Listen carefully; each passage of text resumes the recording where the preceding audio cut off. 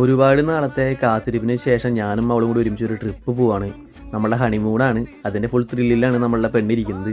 രാവിലെ തന്നെ നമ്മൾ എയർപോർട്ടിലേക്ക് പോയി. നമ്മൾ മാത്രമല്ല, നമ്മുടെ കൂട്ടുകാരൻ ഹരിയും അവൻ്റെ പെണ്ണുണ്ട് നമ്മുടെ കൂടെ ട്രിപ്പിൽ. നമ്മൾ എയർപോർട്ടിൽ നിന്ന് നേരെ ഫ്ലൈറ്റിലേക്കാണ് പോയത്.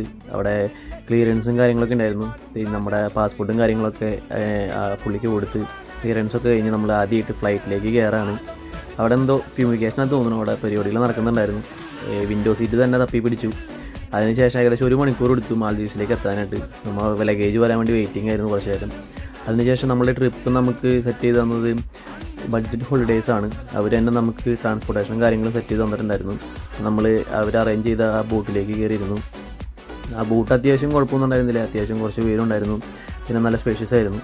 നമ്മളുടെ കപ്പിത്താൻ നല്ല ഫ്രീക്കനായതുകൊണ്ട് ഇഞ്ചപ്പടയായിരുന്നു.